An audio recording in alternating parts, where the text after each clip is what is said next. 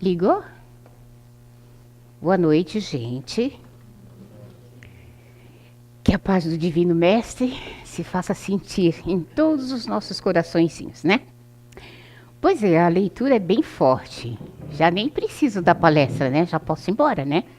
Porque olha, gente, é tudo isso que eu ia falar.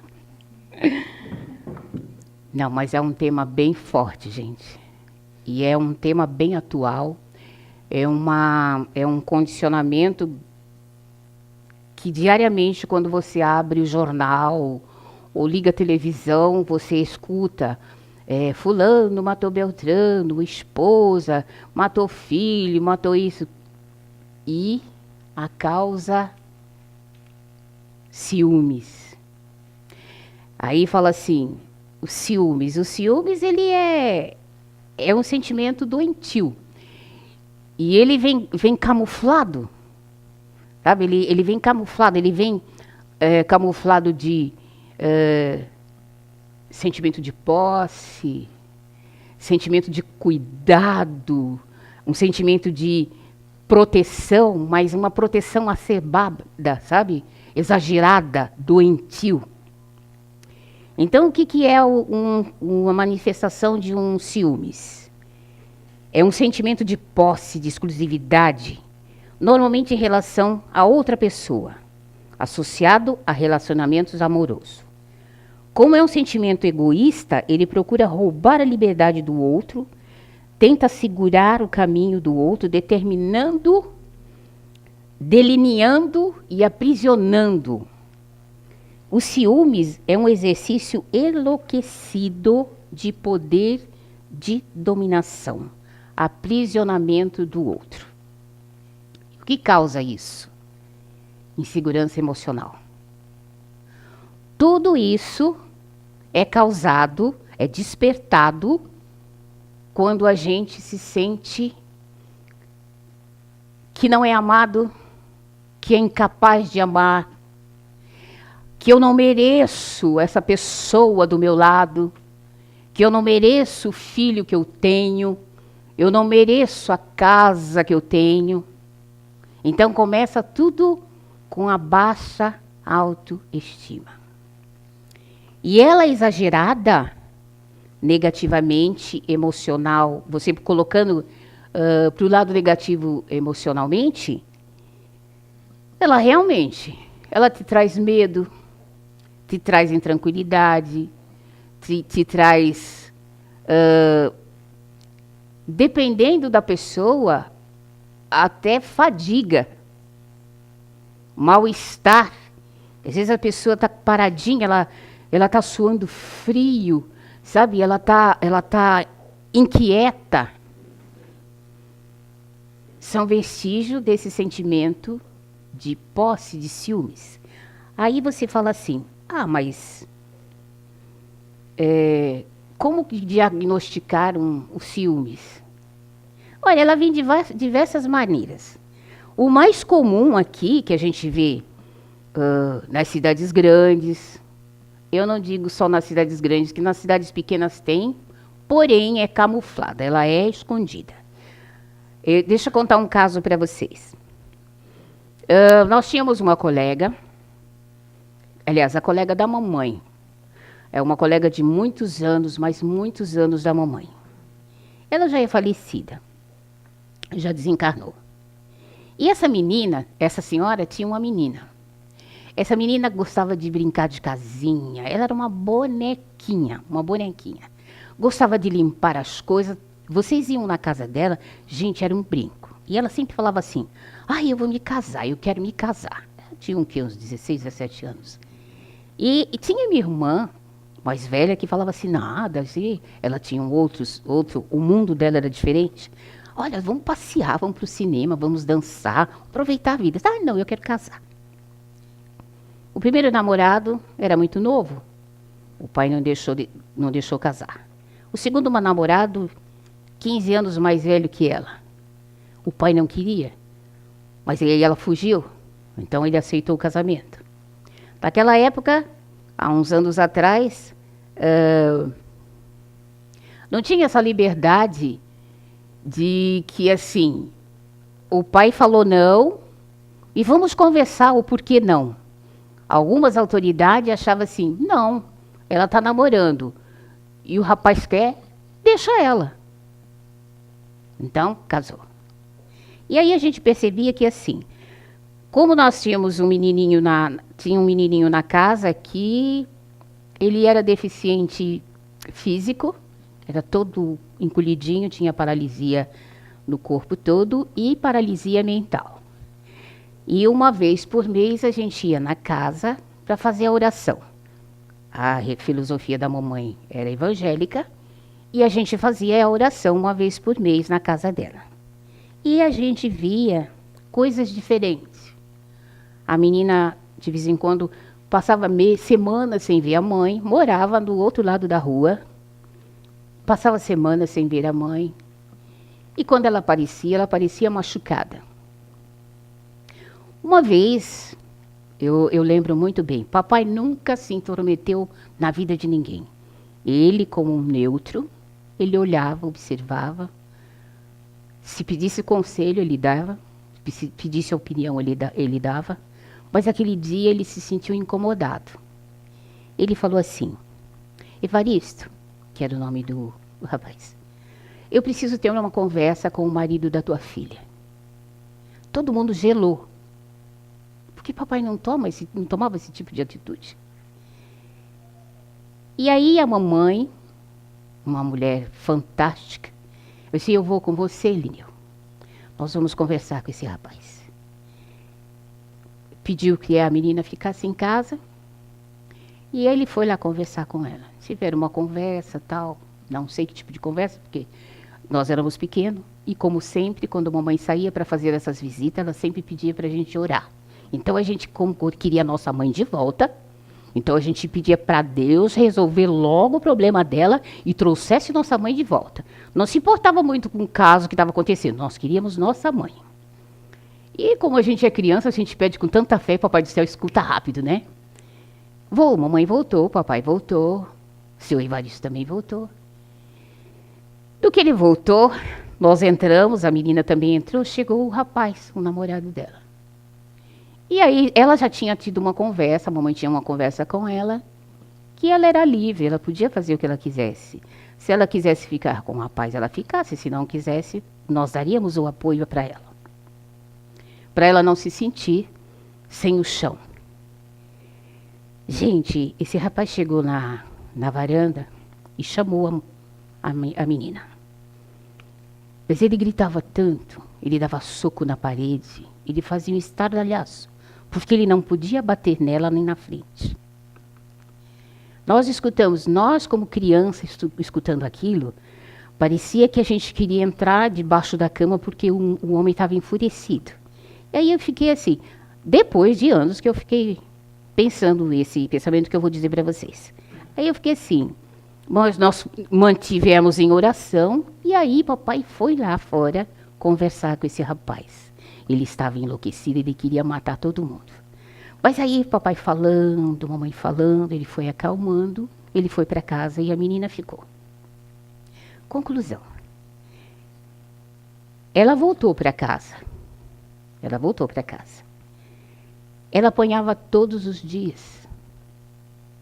Ela disse que a vida dela virou um inferno. Ela apanhava todos os dias.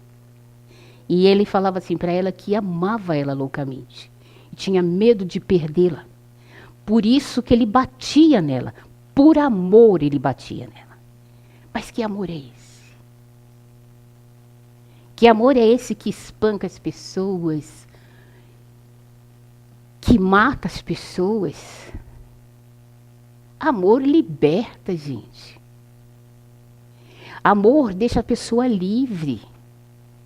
Se ele quer ir embora, deixe ele embora. O abandonado é você. Mas o mais abandonado é ele, porque você fez tudo o que podia. Você amou, você cuidou, você zelou. Em troca, o que você recebeu? Conclusão da história. Ela apanhou, apanhou, apanhou, até que um dia ela se sentiu tão forte. Eu falo assim, eu estava falando com o seu Delcide a respeito de energia. Que ele foi lá me dar um abraço, né, para eu ganhar força, e eu ganho força assim, gente. Eu preciso dessa força. Porque eu, como neutra, se eu pudesse ficar sentadinha ali todo dia, ouvindo só palestra que vocês dessem, ai, que delícia. Mas não é assim. A gente aprende um pouquinho, a gente tem que compartilhar com vocês. E eu preciso dessa energia. E essa energia, ela captou nas orações que a gente fazia. Um dia ela se rebelou, ela pegou o rolo de macarrão e bateu tanto nele, que quase ele parou no pronto-socorro. Dali em diante, ele viu que ela era um ser humano. Ela catou as coisas dela, disse que nunca mais voltaria na casa.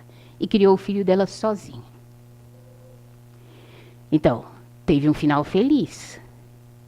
Mas quantos que têm um final tão triste, né?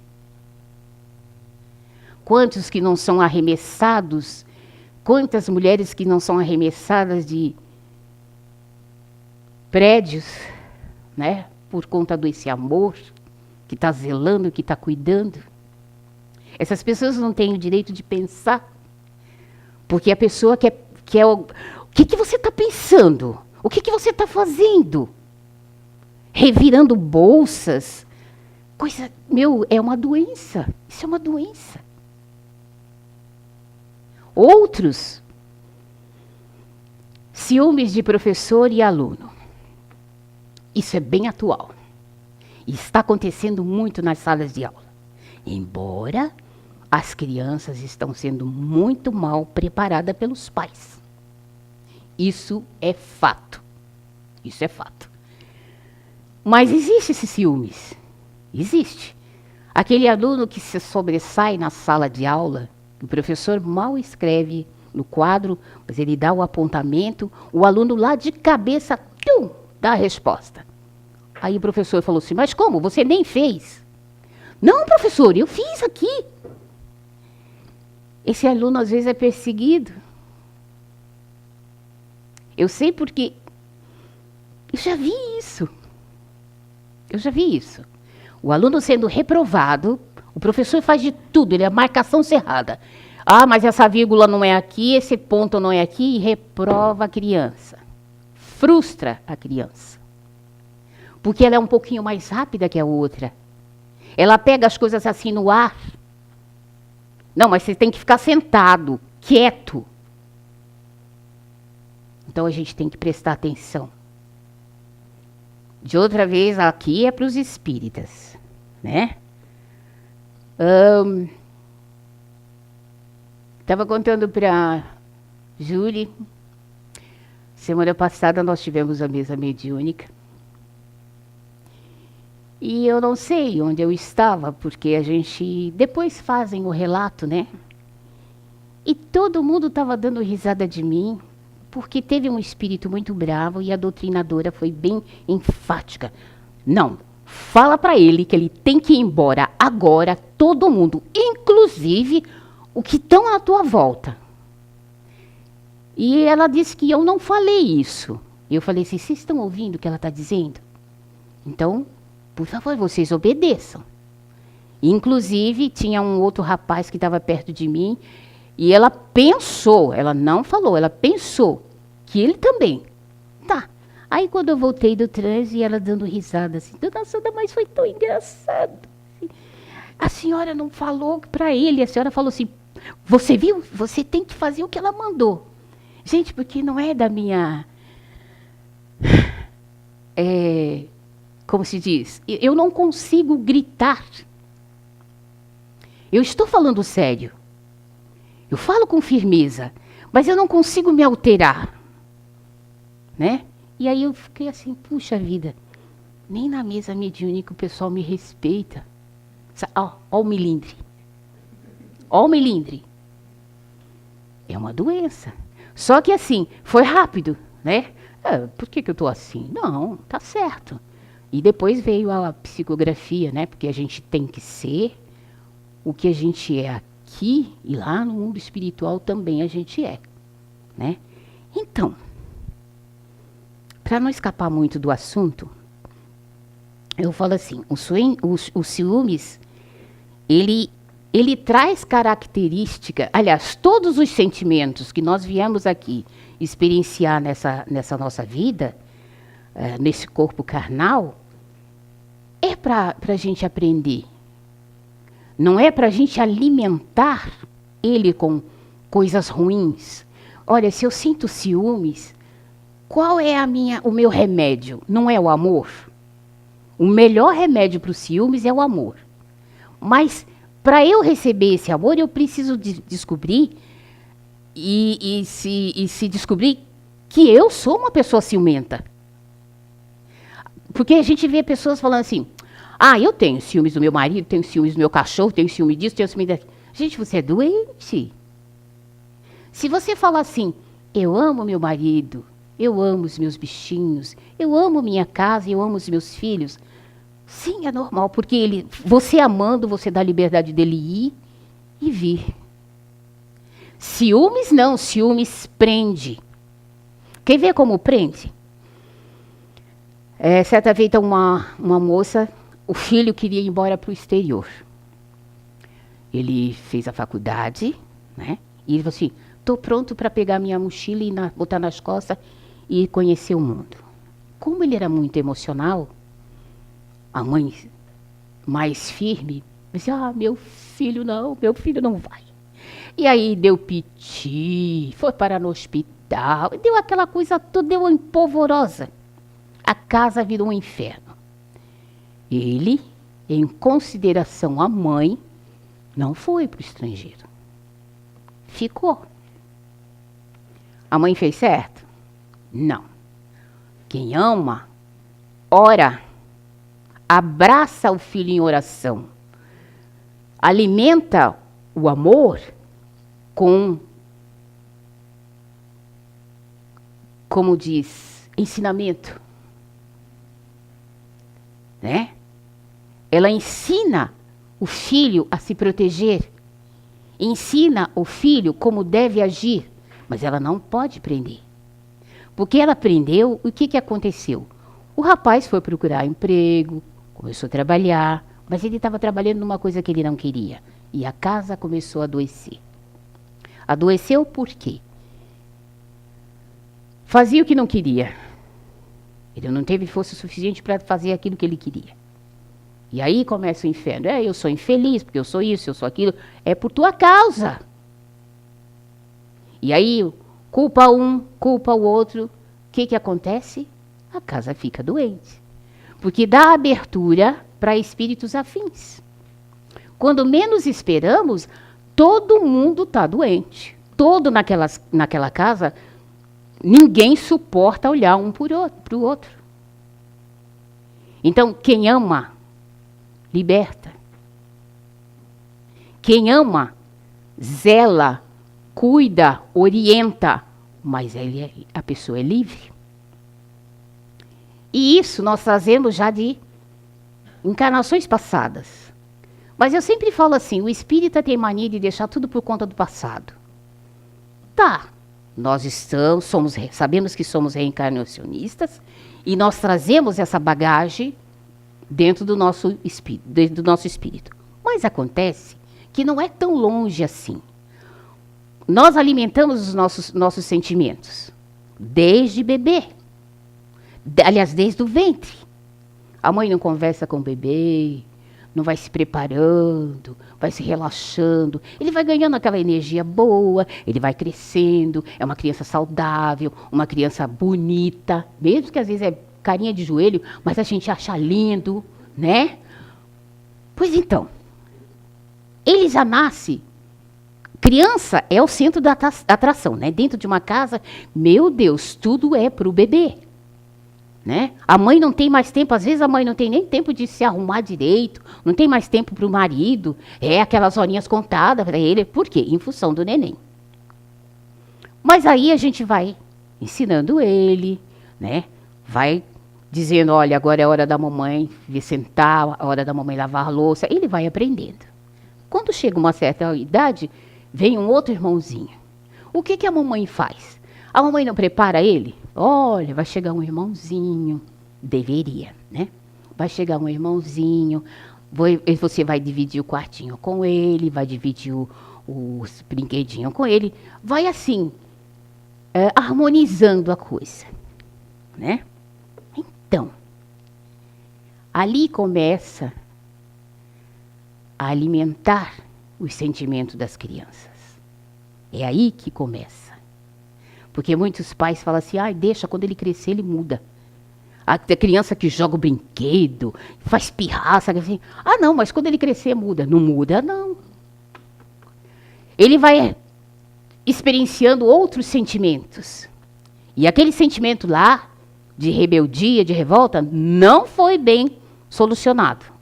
E aí ele recebe mais uma carga. Dentro de casa, a mamãe manda, o papai manda, ele é silencioso. Mas quando ele vai fazer uma casa, quando ele vai fazer uma família, ele leva esse problema mal resolvido. Então, é de pequenininho que a gente começa, como o ditado, torcer o pepino, né? Quando é pequenininho que a gente tem que educar. Porque quando ele vai lá para fora, ele vai ganhar informações. É dentro de casa que a gente educa. E é nessa fase que a gente detecta mau comportamento psicológicos. Se ele não for bem direcionado, se ele não for bem resolvido, ele pode levar até para outras vidas. Até para outras vidas. E aí ele vai levando, pegando uma coisa, pegando outra coisa. Que espírito que vocês acham que vai encarnar? Espírito bom? Ele é um espírito bom, claro. É cria de Deus, né? Tem a essência divina, mas não foi lapidado. Ele não foi lapidado. Porque todos nós somos essências divinas. Mas nós estamos aqui na carne, precisamos disso para experienciar. E por isso que nós temos papai, mamãe, titio, titia, vovó, vovô, amigos, professores. Sabe? Para isso. Eu sempre falo, não é tarefa do professor, não é tarefa do professor educar o filho. É tarefa dos pais. O professor, ele dá a noção da vida que ele vai levar, a informação. A educação é nossa. E dentro da doutrina espírita, nós temos tratamento para isso. Fora da doutrina espírita, nós também temos tratamento para isso. Nós temos ainda temos ótimos psicólogos, nós temos ótimos psiquiatras comportamentais. Então, lance mão disso. Se não quer lá fora, tem a doutrina, venha, marque uma conversa fraterna. Nós vamos ter profissionais habilitados para sanar esse problema. Conversando, colocando alimentos bons nesse sentimento, porque esse sentimento existe, ele está aqui. E é para nos ensinar. Agora vai depender do alimento que a gente está dando para esse sentimento. Se a gente está dando raiva, se a gente está dando inveja, porque na 933 do Livro dos Espíritos, desde da pergunta até as notações, vocês têm que ler. Porque tem a pergunta, a resposta e a anotação que o Kardec diz. Se vocês tiverem oportunidade, leiam. Porque os ciúmes tem tudo isso. Que a gente pensa assim, ciúmes, gagueira. Não. É uma doença grave quando nós não tomamos conta disso. Quando nós não nos assumimos que somos ciumentos. E aí eu falo para vocês, uma boa conversa fraterna, um bom direcionamento de um psicólogo. Ajuda, e ajuda muito. E é bom a gente resolver esse problema aqui, porque é um problema da alma. Ela fica marcada. Porque é um problema que tem que ser resolvido aqui. Nós, ainda no planeta Terra, precisamos encarnar, vir assim, né? Sem sentir esse tipo de sentimento para poder melhorar. Então, assim, melhorando a autoestima, quando as pessoas estão nesse emaranhado de sentimentos ruins, ela se sente mal, ela se sente baixo astral, né? Como eu falo assim, ai, farol baixo, pneu arriado, né? Então a gente levanta essa pessoa, sabe? Sabe, dê um abraço nela, conversa com ela, envolve ela em oração. Acho que não existe melhor remédio que oração. Eu aprendi nessa casa, com uma palestrante dizendo assim que quando a gente não consegue chegar perto do irmãozinho para pedir perdão, né, que a gente pode fechar os olhos, se centralizar e pensar na pessoa e fazer a oração por ela e pela gente. A gente está se confraternizando em oração. Não existe coisa melhor que isso. Não existe coisa mais gostosa que isso. Você ser abraçado, envolvido com sensações boas, sensação de amor, sensação de liberdade. Porque quem ama, liberta. Quem ama, instrui. Então a gente, assim, quando a pessoa está assim, ela precisa de um carinho especial. E outra coisa, também não precisa ficar esperando que a pessoa fale assim, nossa, como você é linda. Não, se ache linda. Sabe, não é presunção, não. Olhe no espelho e assim, meu, como eu tô linda hoje. Isso levanta a autoestima, sabe? Aí quando vê ele, ó, ai, coitadinho, não. Coitadinho não. Ele não é coitadinho, não. Ele também é filho de Deus. A mesma luz que me ilumina, ilumina ele. Ele só precisa abrir o olho. Então peça para que Deus abra o olhinho dele. Sabe? Então, gente, era isso que eu queria passar para vocês. Vocês pensem bem. O primeiro passo é pensar. Eu sou uma pessoa ciumenta? Que tipo de alimento eu estou dando para esse sentimento? Eu estou alimentando de coisas boas ou de coisas ruins? E aí, para encerrar, eu vou ler um pedacinho de um... Olha, esse livrinho meu aqui, ele é de 1900 e epa. Mas olha, é bem atual. É de Emmanuel, Fonte Viva. Psicografado por Francisco Cândido Xavier.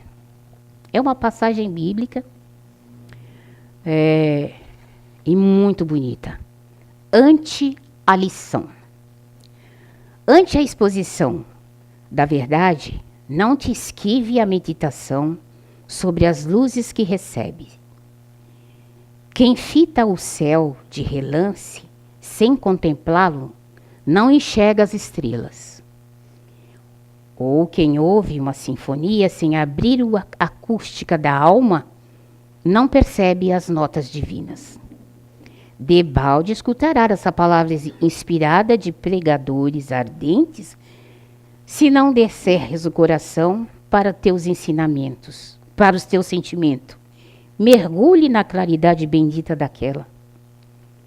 Inúmeros seguidores do Evangelho se queixam da incapacidade de retenção dos ensinos da Boa Nova, afirmando-se inepto à frente das novas revelações.